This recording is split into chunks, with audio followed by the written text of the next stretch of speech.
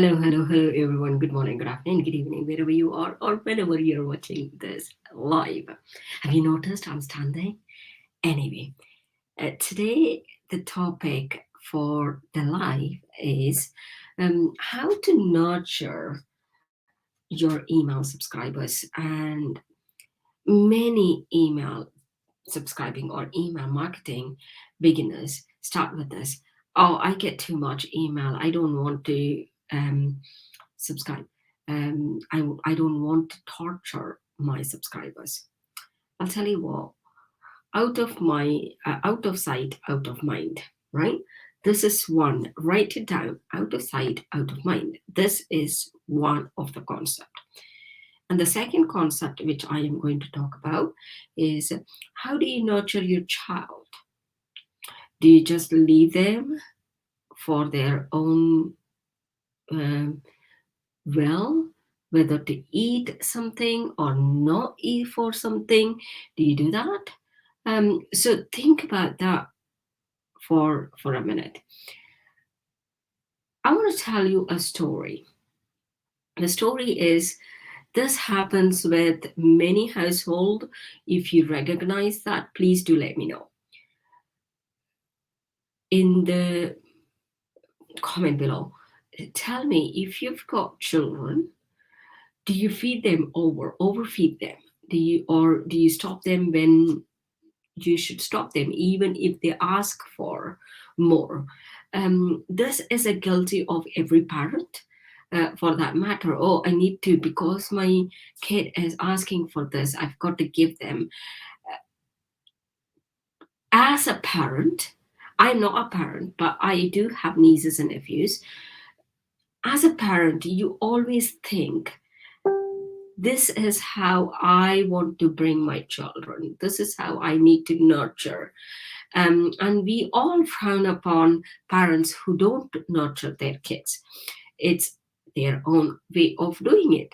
So you have to think your email subscribers as your friends or your kids.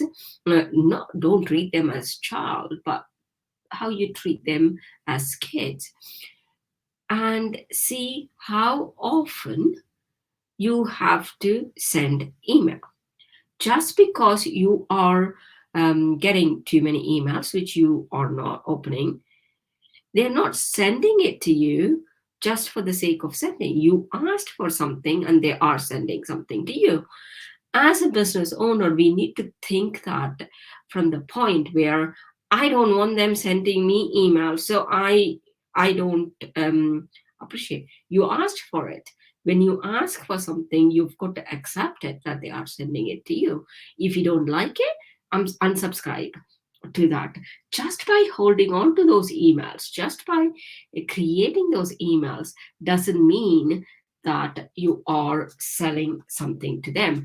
This is the next point which I am going to come to. When someone is subscribing to you, that is the power.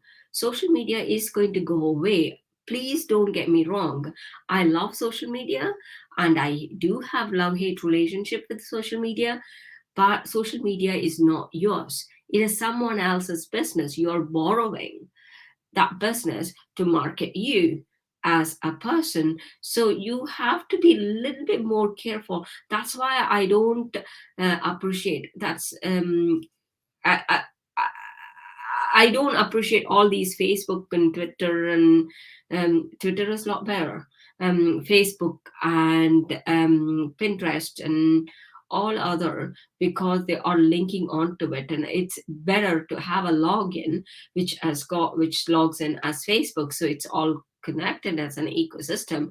And if someone goes off, you can get off that as well. So it is better to have your own following, even if it is 10 followers. It is your following. You know them, or you nurture them in such a way that they know you personally. So everyone wants to be treated for who they are, not to be masked out and say, oh, this is what it is, and I am going to do this one to everyone. So it is better to create a very first one is a welcome series.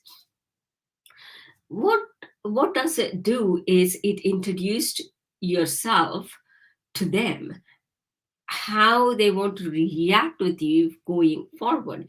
Maybe you've given a lead magnet which is very interesting for them, but they don't know how to go forward. They don't know how to ask for help.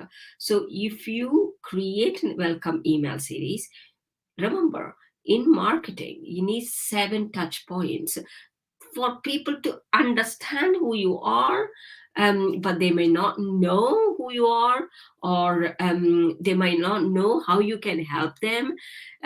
So it is always better to have few touch points. So they remember when something they want, they will remember who you are and how can they get in touch with you. So create 3 to 5 email series. It could be one a day for 5 days, or every other day you send an email saying that. So this also gives you a knowledge when you set up right analytics behind your emails. This also gives you an understanding of how interesting they are. Are they opening your email? Are they opening, finding out who you are? Most of the clients will not. Most of the customers will not. They are all interested in the first one. Why are you sending me this? So that is one of the reasons for GDPR, that box where they need to click it to find out. So this is the very first thing you have to do, if you've got email subscribers, is to create a welcome series. If you're interested, if you want to do one for yourself, I have got a new boot camp coming where you can join and create your own welcome series. This welcome series could be could be used for your networking follow up. For example, you're going to a networking meeting, like I went to a speaker engagement uh, the other day. So that will introduce you who you are. For example, if you've got more than one business, then you may be thinking about creating more than one welcome series where you can channel them how you want it to be. The second one I would love for you to do is send regular interesting content email. What I mean by is some kind of storytelling. Um, I'm not big on testimonials.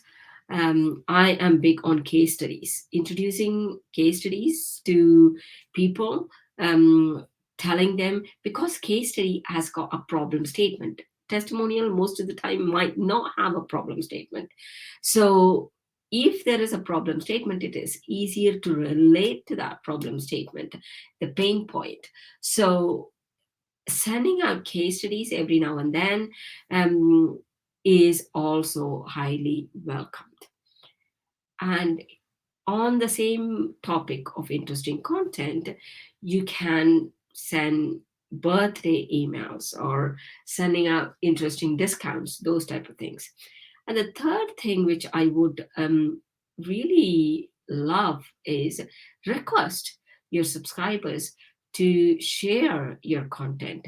So that means you need to have created that relationship with with those subscribers. When you're asking for them to share your content, they would readily share the content because they know you, they trust you, that you won't put them in a bad position by being a bad business.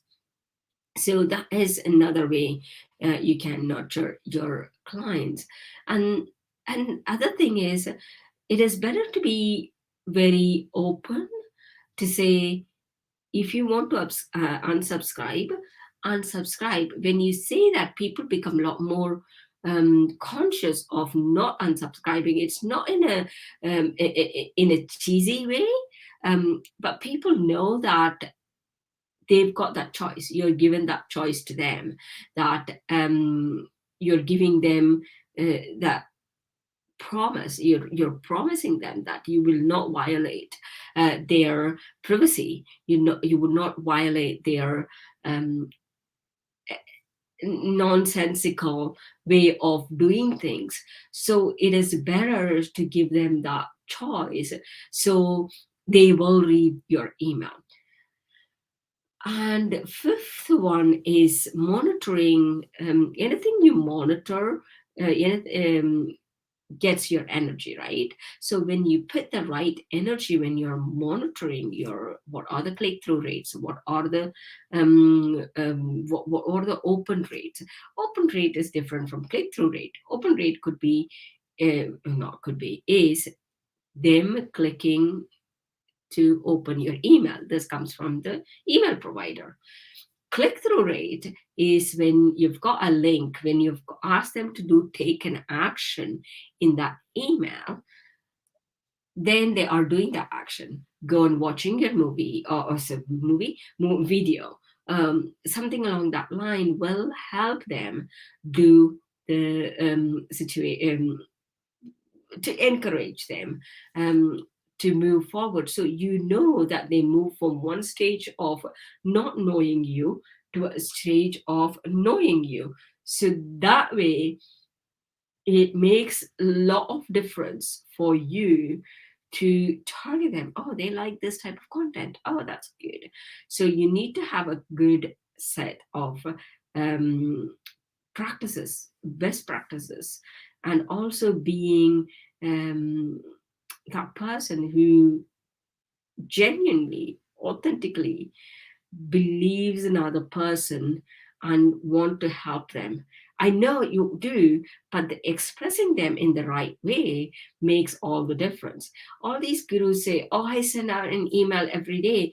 Yes, they send out an email every day because they do have an advantage point of building that trust, building that hype, which they call. So I am not a person who uses all these clickbait stuff. But all these gurus, they say they don't, but most of the time they do use clickbait questions and subject matters. So think about it. You are the owner of your business. You are the driver. You're on the driver's seat. Drive carefully. Drive, follow the rules, so that you on the road of a business path, and also other person who are customers and other business owners, peers, are being responsible for it. Just because they're driving rashly or rash, whatever, doesn't mean you have to do that, right? So that's what I would say on whole. Be considerate, be authentic, be truthful to yourself and for others as well. And also don't make the assumption for your clients. Okay, don't put your limitation on your clients. Just because you don't like all the emails you subscribe to coming into your inbox doesn't mean they've got the same. They might not have subscribed. They might have been choosy about subscribing. You've got to think from that point as well. They might have been choosy. Just because you've not been choosy doesn't mean they are going to be in the same situation. So think about it in a way that it works. So if they unsubscribe, that means you have done wrong with that person, not everyone in your subscribers group. You see where I'm coming from? Trust and be considerate. That's all I've got to share with you today. And I'll see you all tomorrow, same time, around about same time, 7 to 8, so that we can go through another element of it. Bye for now. Okay.